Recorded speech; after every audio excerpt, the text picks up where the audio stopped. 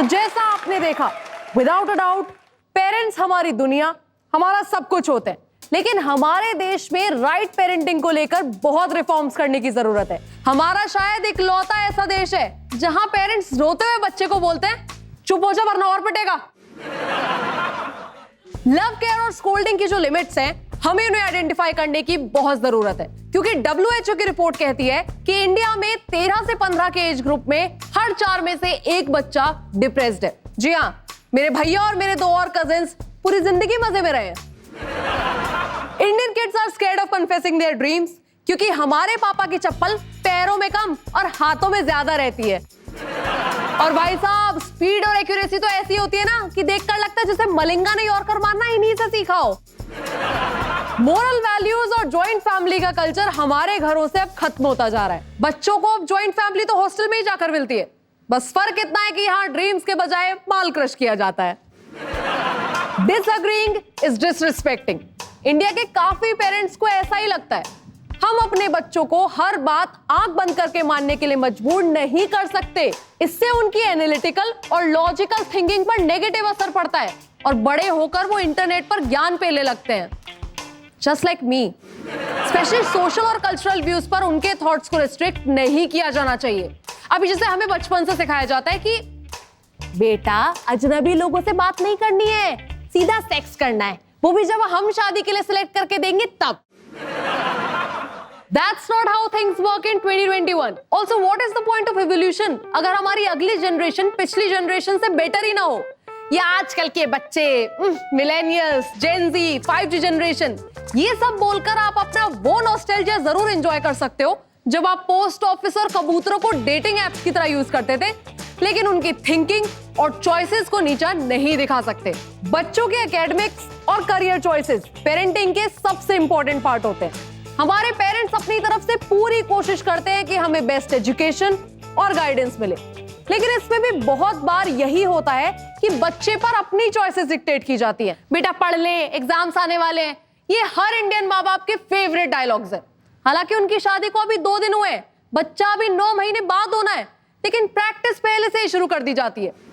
Scientist बनना है या वाइल्ड लाइफ फोटोग्राफर, ये बच्चे की कैपेबिलिटीज और इंटरेस्ट के हिसाब से उस पर ही छोड़ देना चाहिए, अनलेस आपका बच्चा बुलेट पर ट्रिपलिंग करके लद्दाख जाना चाहता हो और आप अंडमान में रहते हो।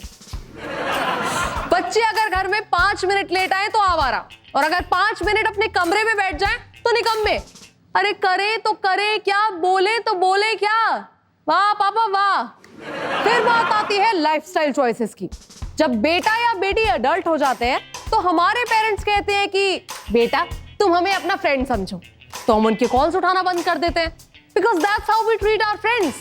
इंडिया में पेरेंट्स को स्पेस के नाम पर सिर्फ 2 बातें पता है, इसरो और नासा।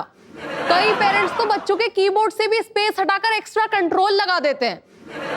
लेकिन सीरियसली, पेरेंट्स को स्पेस की अहमियत समझनी चाहिए। बच्चों को अपने लाइफस्टाइल डिसीजंस लेने के लिए थोड़ा स्पेस तो देना चाहिए। बिलीव मी, इससे उनके प्यार और संस्कार में कोई कमी नहीं आती है। 18 से 20 साल वालों के साथ तो अक्सर ये होता है, वो सुबह कुछ मांग ले तो अभी बच्चे हो तुम, और शाम को उनसे अगर कुछ गलती हो जाए तो अब बच्चे नहीं हो तुम। वो बेचारे तो अपने बर्थ सर्टिफिकेट पर ही शक करने लग जाते हैं। थोड़ा बैलेंस तो चाहिए हमारी पेरेंटिंग अप्रोच में। अब इंडियन पेरेंट्स चाहते हैं कि उनका बच्चा शादी तक बिल्कुल सेक्स ना करे, लेकिन शादी होते ही इतना सेक्स मचा दे कि 1 साल में उन्हें ग्रैंड चाइल्ड पैदा करके दे दे, और लड़का हो तो बेटर है। अब आते हैं नरेंद्र मोदी स्टेडियम में चल रहे मैच पर। स्टेडियम के नाम पर कोई भी जोक मारने से हमारे एसएनपी टीम ने हमें मना किया है। वैसे अगर सारे सरकारी दफ्तर के नाम स्टेडियम की तरह बदल दिए जाएं, तो शायद वहां भी 5 साल का काम 5 दिन में ही निपट जाए। इस जीत के साथ ही इंडिया वर्ल्ड टेस्ट चैंपियनशिप के फाइनल में पहुंच गई है, जो कि हो रहा है इंग्लैंड में। जी हाँ, वही इंग्लैंड जो इतना बुरा खेली कि उसे इंडिया को 30 गुना लगान देना चाहिए और हमारी कॉलोनी बन जाना चाहिए। ईस्ट लंदन कंपनी में मुझे और मेरे भैया को मिलनी चाहिए एक जॉब, और Lord Shastri should be declared the new viceroy of England. लेकिन चिंता की बात यह है कि ये बातें सुनते ही रूट के चाचा जी ने लॉर्ड्स की पिच पर घास उगाना शुरू कर दिया है, और अनुमान यह है कि पिच पर स्विंग क्वीन कंगू के मूड से भी ज्यादा हो सकती है। मूड खराब से याद आया, बॉलीवुड में फिर से रेड का सीजन आ गया। लेकिन इस बार सरकार उनका माल नहीं, माल ढूंढ रही है। तापसी और अनुराग जो आईटी सेल से दिन रात लड़ते थे, उनके घर आईटी डिपार्टमेंट वाले आ गए उनको सेल में डालने के लिए। तापसी की माने तो ये रेड उतनी ही जरूरी थी जितना थप्पड़ फिल्म में वो थप्पड़। और तापसी का तो मैं फिर भी मान लूं यार, वो कम से कम कपड़े तो अच्छे पहनती है। लेकिन अनुराग के पास अगर इतने पैसे होते तो नवाज भाई अपना मेकअप खुद नहीं कर रहे होते।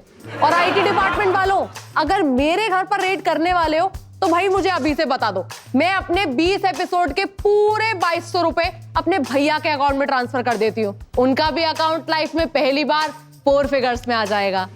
So guys, that's it for today. See you next week, same time, same place.